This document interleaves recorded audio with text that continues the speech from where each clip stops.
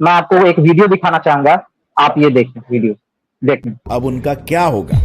इसका जवाब हम 28 मार्च 2023 को कर्नाटका हाईकोर्ट द्वारा दिए एक जजमेंट से ले सकते हैं। उस Ayesha Malik versus union of India वाले केस में आयशा मलिक एक इंडियन थी जिसने एक पाकिस्तानी से शादी किया था और उससे उसको एक बच्चा भी था। पर 2014 में यूएई में रहते समय आयशा और उसके पति ने डाइवोर्स लिया। उनके बच्चे की कंप्लीट कस्टडी आयशा को मिली अलोंग विद अ प्रॉब्लम। दरअसल क्योंकि उस बच्चे के पिताजी पाकिस्तानी थे, ऑटोमेटिकली उस बच्चे के पास भी पाकिस्तानी सिटीजनशिप आ गई और इससे अल्टीमेटली आयशा और उसके बच्चे को इंडिया में लौट आने में प्रॉब्लम्स होने लग गई। और फाइनली फिर आयशा ने यूएई में स्थित इंडियन कॉन्सुलेट से मदद मांगी और ह्यूमैनिटेरियन ग्राउंड्स पर इंडियन कॉन्सुलेट ने उस बच्चे को टेम्पररी इंडियन पासपोर्ट दे दिया, जिसके बाद वो अपने बच्चे को लेकर इंडिया आई और कर्नाटका में रहने लगी। अब इस सबके बाद इस प्रॉब्लम को पूरी तरह से सॉल्व करने के लिए आयशा इस केस को कर्नाटका हाईकोर्ट के पास लेकर चली गई, बट वहां पर उसके सारे एक्सपेक्टेशंस पर पानी फिर गया। जस्टिस एम नागा प्रसन्न ने आयशा के पिटिशन यानी अपने बच्चे को इंडियन सिटीजनशिप दिलाने के पिटिशन को डिसमिस कर दिया और अपने इस जजमेंट का एक्सप्लेनेशन देते हुए कहा कि इंडिया और पाकिस्तान की सिटीजनशिप लॉज में डिफरेंस है। पाकिस्तानी सिटीजनशिप एक्ट 1951 के अनुसार पाकिस्तान का कोई भी सिटीजन 21 के एज के पहले अपनी सिटीजनशिप को रिनाउंस यानी कि छोड़ नहीं सकता, यानी कि आयशा का बच्चा 21 साल की उम्र तक पाकिस्तानी ही रहेगा, चाहे जो चाहे कर लो। और इंडियन सिटीजनशिप एक्ट 1955 के अनुसार इंडिया में एक साथ दो कंट्रीज की सिटीजनशिप या सिंपली डुअल सिटीजनशिप लीगल ही नहीं है। मीनिंग क्योंकि आयशा का बच्चा 21 साल का होने तक कंपलसरीली पाकिस्तानी सिटीजन है, वो तब तक इंडिया की सिटीजनशिप के लिए अप्लाई तक नहीं कर सकता है। And the same goes with Seema's case as well. Seema के चारों बच्चों की भी उम्र 7 साल से कम है और इसीलिए फिलहाल उनका सिटीजनशिप पाकिस्तानी ही रहेगा। ये एकदम करंट, मैंने सर्च किया था, एकदम करंट डेट के है, जो इसमें आयशा वर्सेस अहमद मलिक का है। जो इसकी माँ भी खुद हिंदुस्तानी थी, उसमें मतलब कि उसको नहीं मिल रही है। ये मतलब कि 28 मार्च, अगर जिसको देखना है आप गूगल पे भी सर्च कर सकते हो, 28 मार्च 2023 का है। ये टोटली मतलब honourable justice Nagappa M Nagappa का है। उसने मतलब कि इस तरीके के सारे ऑर्डर्स दिए हैं कि उनको इंडियन सिटीजनशिप नहीं मिल सकती, उनको खारिज कर दिया गया। वो भी 21 साल तक, वो भी लीगल आई थी तब की बात कर रहा हूँ। ये तो इनलीगल आई है, तो ये बच्चे कैसे इनको इंडियन सिटीजनशिप मिल सकती है? जब सिटीजनशिप ही नहीं मिलेगी तो फिर यहाँ पे रखना इम्पॉसिबल है। तो ओरिजिन ऑफ कंट्री में उसे भेज दें, क्या फायदा उसे यहाँ रख के। ये देखें, ये देखें, इसमें आप पढ़े क्या लिखा हुआ, पढ़े आप? The MLATS in criminal matters are the mutual legal assistance treaty. Mutual legal assistance treaty जो एक होता है, जिसमें the MLATS is a criminal matter are the bilateral treaties entered between the countries for providing international cooperation and assistance. उसके बाद फिर लिखा हुआ these agreements allow for the exchange of evidence, जो एक्ट ऑफ एविडेंस की जो बात कर रहे थे एपी सिंह, वो and information in criminal and related matters between the signing country. यानी कि अगर ये जो है and the mutual legal assistant जो है, ऐसा कुछ भी साइन नहीं किया गया है वो भी पाकिस्तान से कि कोई भी क्रिमिनल मैटर हो या कोई भी एविडेंस एक्ट हो जो आपके कहने पे वो मतलब कि वो प्रोसीडिंग करेंगे। तो आप समझ रहे हो? हाँ एक मिनट। हाँ, तो ये एक तरीके से आप समझो कि हर एक कंट्री में है, साइन हुआ है। लेकिन आप ये देखो, मैंने ये देखा है, ये देखो आप, ये देखो जैसे कि MLTS जो ट्रीटीज है, republic of India and Islamic republic of Iran, treaties between republic of India Ukraine से है, मंगोलिया से है, कजाकिस्तान से है, अफगानिस्तान से है, और उसके बाद रसिया से है, और उसके बाद टर्की से है, और उसके बाद ओमान से है। लेकिन आप समझो मतलब कि इतने और भी बहुत सारे, यानी 42 कंट्रीज यहाँ पे देखें। The MLTS criminal matters are the bilateral treaties entered between the countries for providing international cooperation and assistance. The India has entered into a mutual legal treaties agreement with 42 countries. यानी 42 कंट्रियों के साथ उन्होंने treaties किया है, sign किया है, लेकिन उसमें कहीं पर भी पाकिस्तान का कहीं पर भी जिक्र नहीं है।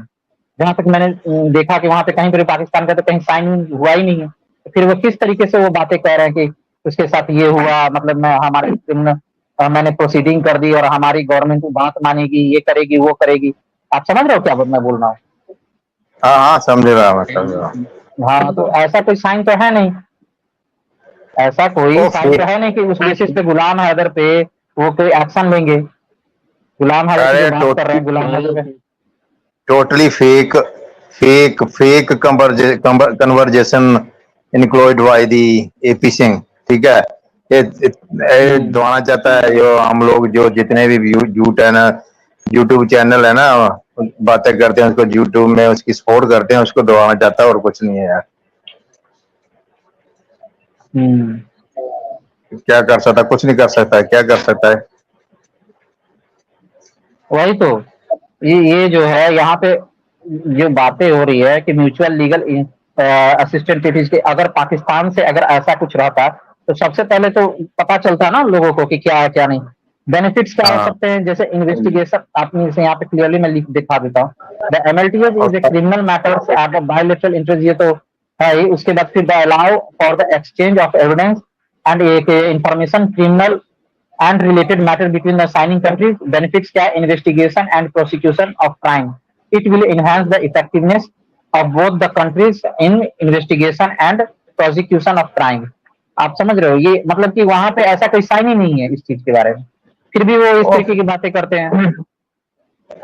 मोस्टली हमारी पाकिस्तान से कोई ज्यादा ट्रीटी नहीं है, कुछ दो चार मुद्दे हैं जिनके ऊपर ट्रीटी है, बाकी मोस्टली हमारी उनके साथ कोई ट्रीटी नहीं है, कोई ट्रीटी साइन नहीं है, क्योंकि हमारा भाई वो एक क्यों कह रहे हैं कि टेलीफोनिक, तो वो क्यों कह रहे हैं कि टेलीफोनिक कन्वर्सेशन हुआ है। ये देखें, मैंने ये देखा, मैंने ये सर्च किया, ये देखें मैंने ये लिखा है यहाँ पे, ये देखें डज नॉट हैव, देखिए इंडिया मतलब कि ये जो एमएलटीएस जो है does not have any treaty with India, India has no extradition treaty with Afghanistan, Bangladesh, China, Maldives and Myanmar and Pakistan. आप देखो यहाँ पे लिखा हो एंड पाकिस्तान, यानी पाकिस्तान के बारे में बात करें। For signing of extradition treaty with any country mutual and consent is required for initiating negotiation through diplomatic channel. यहाँ बस म्यूचुअल जो कंसेंट हो सकता है वो डिप्लोमेटिक चैनल से हो सकता है, और अब कोई एडवोकेट कहे या कोई भी कहे उसके कहने से थोड़ी हो जाएगा कि यार गुलाम हैदर को पकड़ लो, ये कर लो, वो कर लो, मतलब इस तरीके से उसके कहने पे थोड़ी एक्शन हो जाएगा। यहाँ पे क्लियरली लिखा हुआ है कि Afghanistan, Bangladesh, China, Maldives, Myanmar and Pakistan, यहाँ पे मैंने सर्कल कर रखा है पाकिस्तान, क्लियरली यहाँ पे कोई ट्रीटी साइन नहीं है। इस तरीके से वो कह रहे हैं, वो बिल्कुल ही झूठा आधार है। जी बोले आप।